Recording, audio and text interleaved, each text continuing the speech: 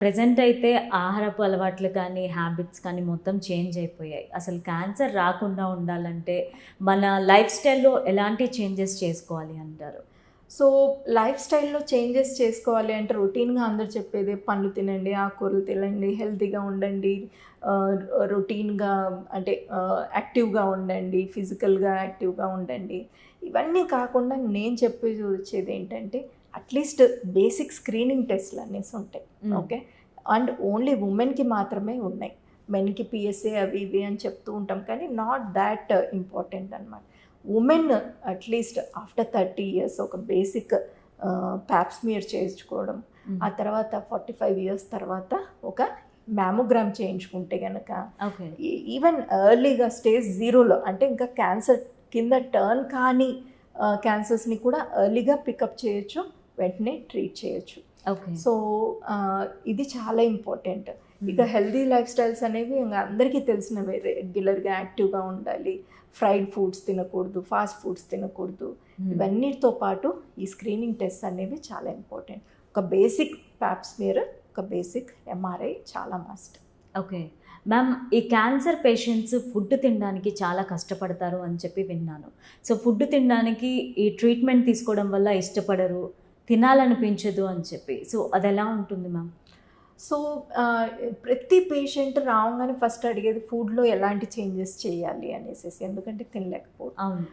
అయితే ఇక్కడ నేను ఎస్పెషల్లీ పేషెంట్కి కాకుండా పేషెంట్ అటెండర్స్కి ఎక్కువ కౌన్సిల్ చేస్తూ ఉంటాను. ఎందుకంటే వీళ్ళు ఎక్కడో చదివేసి వస్తారు, ఈ బ్లూబెర్రీస్ తింటే ఇది బాగుంటుంది, లేకపోతే కనుక ఈ ప్రోటీన్ పౌడర్ తాగాలి, లేకపోతే ఇంకొకటి ఏదో కొత్తగా వాళ్ళకి ఏవి అలవాటు లేని అంటే రొటీన్గా మనం వంకాయలు బెండకాయలు తినేవానికి తీసుకొచ్చి బ్రోకోలీ పెట్టి ఇంకొకటో ఏదో పెట్టేసేసి ఇది తినండి అని అంటే వాళ్ళకి వామిటింగ్ సెన్సేషన్ వస్తుంది. సో ఈ ట్రీట్మెంట్ అంతా అయిపోయేంత వరకు వాళ్ళకి రొటీన్గా ఏ ఫుడ్ అయితే అలవాటు ఉందో అది మాత్రమే కంటిన్యూ చేస్తే బెటర్. అలా కాకుండా ప్రతిదీ కొత్తగా ఇంకొక చుట్టం ఎవరో వచ్చేసేసి ఆ రసం తాగితే బాగుంటుంది, ఈ రసం తాగితే బాగుంటుంది అనేసి కొత్త కొత్త అలవాట్లు చేసి వాళ్ళకి లేనివి అంటే అరగవు. ఓకే, ఆల్రెడీ ట్రీట్మెంట్ జరుగుతూ ఉంటుంది, దాని సైడ్ ఎఫెక్ట్స్ ఉంటాయి, దాని ప్రాబ్లమ్స్ ఉంటాయి, దాని మీద ఈ కొత్తగా చేసేవి అది వద్దనేసి చెప్తాను. సో రొటీన్గా వాళ్ళకి ఏదైతే అలవాటు ఉందో, వాళ్ళ లైఫ్ స్టైల్ ఏదైతే ఉందో అది తీసుకుంటే బెటర్ అని చెప్తాను. ఆ తర్వాత చాలామంది ఇంటర్మీడియట్ ఫాస్టింగ్ చేయొచ్చా డ్యూరింగ్ ట్రీట్మెంట్ అనేసి.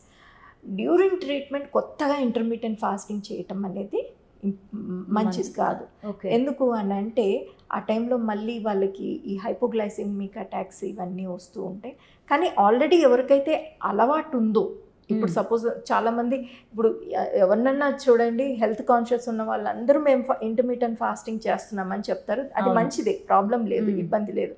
సాయంత్రం 6 లోపల మనము డిన్నర్ చేసేస్తే కనుక అసలు నెక్స్ట్ డే మార్నింగ్ 8-9 వరకు బ్రేక్ఫాస్ట్ చేయకుండా అంటే ఒక 12 to 14 hours or 16 hours ఫాస్టింగ్లో body ఉంటే కనుక అంతకంటే హెల్దీ లైఫ్ స్టైల్ హ్యాబిట్ ఇంకేది లేదు. మన పూర్వకాలంలో అందరూ కూడాను మార్నింగ్ తినేవాళ్ళు, నైట్ సాయంత్రం 6 గంటల లోపల తినేసేవాళ్ళు. ఆ తర్వాత ఇంకెవరు ఏమీ తినేవాళ్ళు కాదు.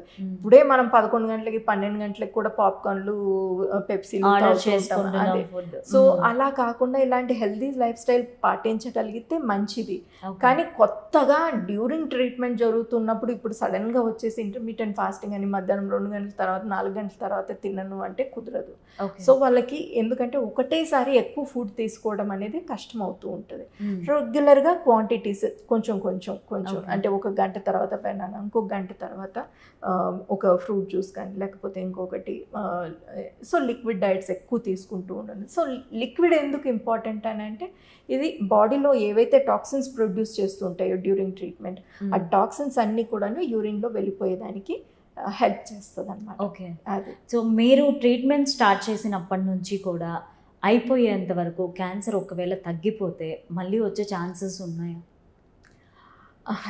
సో అందుకనే క్యాన్సర్ అంటే అందరూ భయపడుతూ ఉంటారు, బాధపడుతూ ఉంటారు, మళ్ళీ వచ్చే ఛాన్సెస్ ఉన్నాయా. ఫస్ట్ 2 years ట్రీట్మెంట్ అయిపోయిన తర్వాత క్రిటికల్ ఫేస్, ఫస్ట్ 2 years. అందుకని ఎవ్రీ 3 months కంపల్సరీ రెగ్యులర్ చెకప్స్కి రావాలి అనేసి చెప్తూ ఉంటాం ట్రీట్మెంట్ అంతా అయిపోయిన తర్వాత. ఈ ఫస్ట్ 2 yearsలో ఒకసారి క్యాన్సర్ రిటర్న్ రాలేదు అని అంటే మళ్ళీ వచ్చేదానికి చాలా తక్కువ అవకాశం ఉంటుంది. ఓకే. ఆఫ్టర్ 5 years 10 years కూడా మేము రికరెన్సెస్ చూసాము. దట్స్ వెరీ రేర్, చాలా తక్కువ. ఫస్ట్ 2 years ఇంపార్టెంట్ అన్నమాట. ఓకే. ఈ ఫస్ట్ 2 yearsలో రెగ్యులర్గా మీ డాక్టర్ చెప్పినట్టు ఏమేమి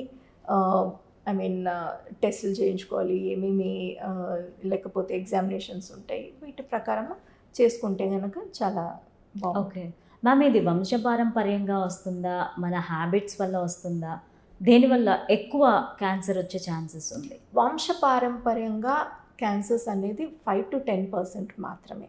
ఓకే. మన లైఫ్ స్టైల్ చేంజెస్లో వచ్చేవే ప్రాబ్లమ్స్ వల్ల 50% ఆఫ్ ద టైం, 50% అసలు మనకు కారణం అనేది తెలియకుండా వస్తూ ఉంటుంది. సో వంశపారంపర్యంగా అనగానే ఇప్పుడు చాలామంది, ఇప్పుడు సపోజ్ మా అమ్మమ్మకు బ్రెస్ట్ క్యాన్సర్, నాకు కూడా వస్తుందా బ్రెస్ట్ క్యాన్సర్ అనేసి చాలామందికి డౌట్ ఉంటుంది.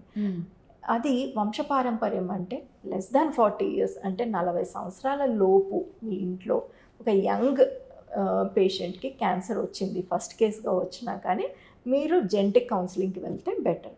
జెనెటిక్ కౌన్సిలింగ్లో సింపుల్ బ్లడ్ టెస్ట్ చేసి మీకు ఏవి క్యాన్సర్స్ ఇవి అంటే ఏ సెల్స్, ఏ మ్యూటేషన్స్ ఎక్కువ ఉన్నాయి, ఇవన్నీ ఆ జీనెటిక్ ప్రొఫైల్లో అన్నీ కూడాను బయటపడుతూ ఉంటాయి. సో అలాంటిది చేయించుకుంటే బెటర్. ఓకే.